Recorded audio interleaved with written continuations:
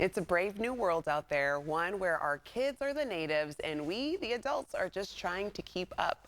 Our little digital explorers are navigating the internet like it's their backyard, but how do we make sure they're playing it safe? Today, we've got a savvy lawyer, mom of two, here to help us teach our kids the importance of privacy in the digital landscape. Let's welcome back Ramona Morgan. Hi, Ramona. Hi, Desiree. How are you? I'm doing good. So, Ramona, you as both a lawyer and a parent, what are your thoughts on kids growing up in this digital age? Well, it's so interesting because our children are true digital natives. They've grown up with technology all around them. And while it's amazing how quickly they adapt, it also means that they face unique challenges regarding online privacy. So, to that point, what kinds of challenges do children face when it comes to specifically online privacy? Sure. Well, sometimes kids just don't realize how much information they're sharing, and they don't realize who has access to it. Sometimes they see devices such as Alexa or Google Home or Siri, and they don't realize that it's actually a device that's always listening and always Mm. tuning into what they're saying and collecting data. So, as parents, how would you even start a conversation with kids about something so abstract? Where would they kind of begin?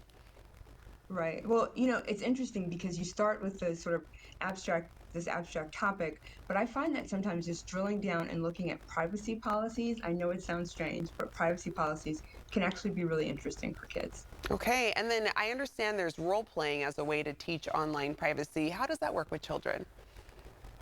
Well, it's really interesting because they might have prompts, pop-ups, or even conversations that might come up depending on how they're engaging online and with who.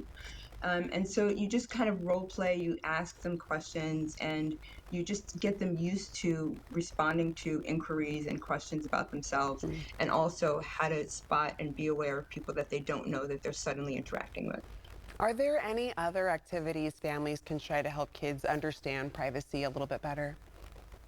Yeah, sure. So when you look at privacy policies, it's sort of like looking at a nutrition label, and that is actually pretty helpful in terms of kids understanding the information that they're giving out and some of the rules that attach to it.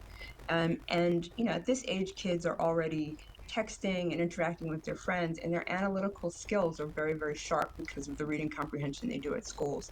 So they're actually pretty well equipped to have these conversations and do this analysis. Would reading a privacy policy, with the child, it sounds pretty intense to do with them, but how would you approach it and keep their attention? Well, really, I just think of it in terms of like a game that you're playing and you're sort of looking to see like what the shortcuts are, what the little points are, the things that almost tricked you. And I think it's kind of fun to approach it that way. And kids can actually like to put on their, detective hats and can also be very effective. And you mentioned that devices like smart speakers are everywhere now. They're in so many people's homes. How should we address those in our homes when we're trying to explain that to kids?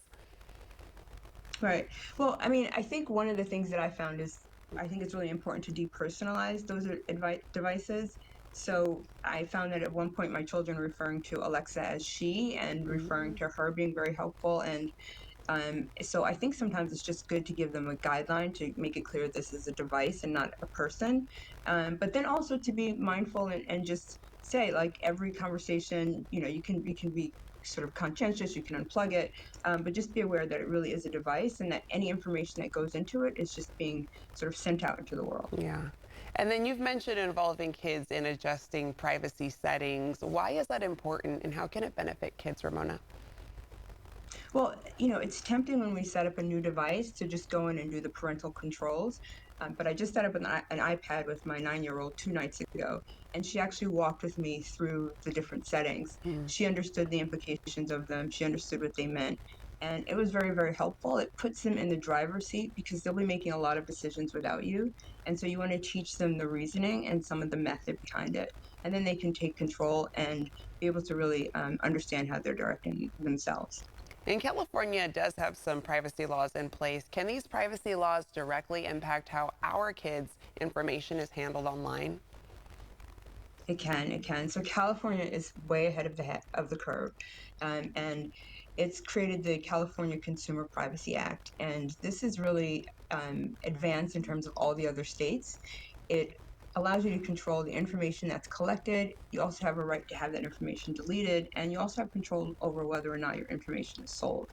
And this is really important. It's great to avail yourself of all of these protections because really it's the envy of a lot of the other states. Yeah. One thing I always notice, like going online now, or especially when I download an app, it asks me, hey, can we track other things that you're searching for? And it's just paying attention to those things that we can prevent if we don't want to be constantly tracked and monitored, like you've explained. What can Sacramento parents do if they feel overwhelmed by all the technology? Are there any local resources that can help guide them? Yes, so the Sacramento Public Library has great information available, but there's also a great program from the Sacramento County District Attorney's Office called iSmart, and they'll make people available to come to schools, talk to the kids about cyber safety and good practices online. And so you'll find that there's actually a lot of resources available in Sacramento, particularly for children and resources that can come to school and provide that assistance and guidance. All helpful tips, Ramona. Thank you again for your time as always. And for more insights, you can head to ramonamorgan.com.